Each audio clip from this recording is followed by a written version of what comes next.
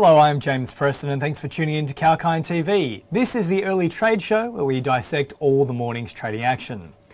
The Australian share market advanced 0.4% in the opening minutes of trade, buoyed by gains from BHP and Woodside after the companies sealed a $41 billion merger deal yesterday afternoon.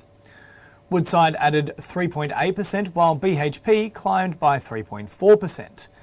A rebound in iron ore prices also lifted miners of the commodity. Fortescue jumped 6.7%, Rio Tinto rose 3.3%, Mineral Resources climbed 2.4% and Champion Iron firmed by 2.4%. Bapcor was the biggest laggard, diving 8.6% after the announcement of CEO Daryl Abatomi's retirement. TechnologyOne fell by 4.6% following its financial year 21 results, while Afterpay was also 4.5% lower. A final hour reversal in the US flipped the outlook for this session on its head. The applause for Jerome Powell's renomination lasted no more than a few hours, and US stocks sold off heavily in the final minutes. A weaker dollar also supported exporters, and the Aussie dollar fell to its weakest level since early October. AUD was last down by 0.12% at 72.21 US cents. The major miners were leading with support from energy and financials. The US energy sector jumped 1.81% as crude oil caught an uplift from reports that the OPEC Plus oil cartel may actually reduce production if the US and other countries release supplies from strategic reserves. Annual general meetings today include Pro Medicus, Link Administration, Monadelphous, Main Pharma, Brickworks and also APN Industria. And in terms of IPOs, RAS Technology Holdings was listed at 11 a.m. Australian Eastern Daylight Time. The Canberra-based company services the racing and betting industry. All right, time now for a very quick break on Kalkine TV before we take a look at some of the headlines from the morning's trades.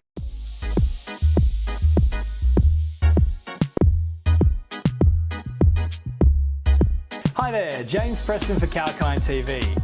Are you into gaming and virtual reality? Does AI and the endless possibilities it entails capture your interest? Or are you constantly trawling through the web to try and discover the latest updates and innovations in the tech space? Well, let us do the work for you. From the latest product launches to shocking affairs on the World Wide Web, exclusive interviews and information about the top companies like Apple and Google to brand new tech startups vying for your attention. Kalkine's Tech Beat has the latest in what matters in the world of technology. Join me every single Thursday on the Tech Beat, exclusive to Kalkine TV.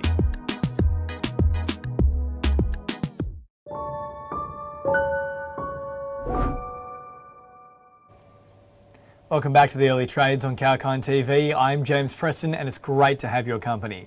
Let's now turn our attention to some of today's newsmakers.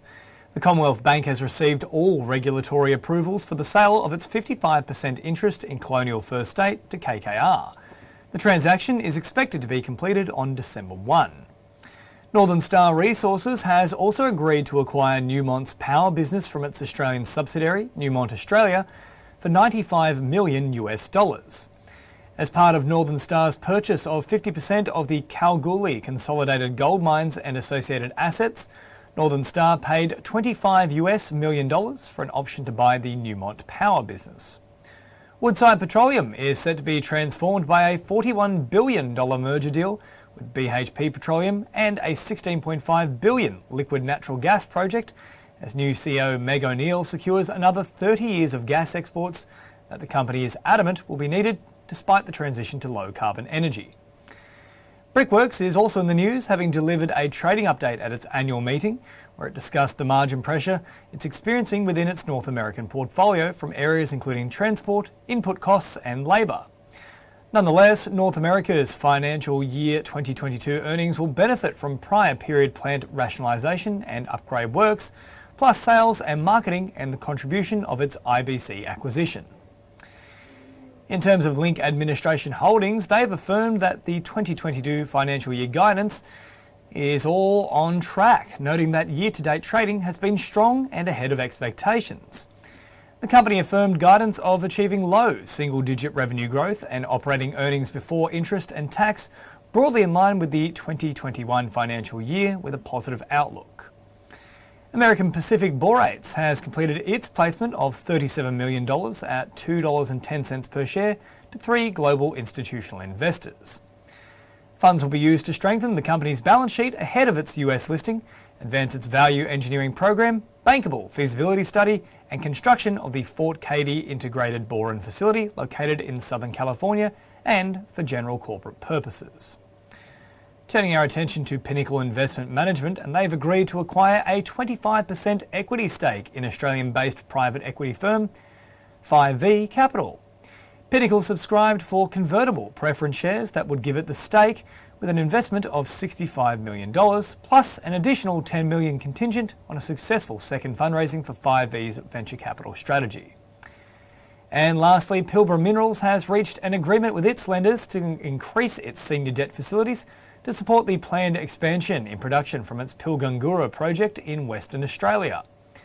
The company's existing syndicated leaders, comprising of BNP Paribas, the Clean Energy Finance Corporation, Societe Generale, and also the Industrial and Commercial Bank of China, have agreed to increase the total debt facility limits by $30 million US to $155 million US dollars.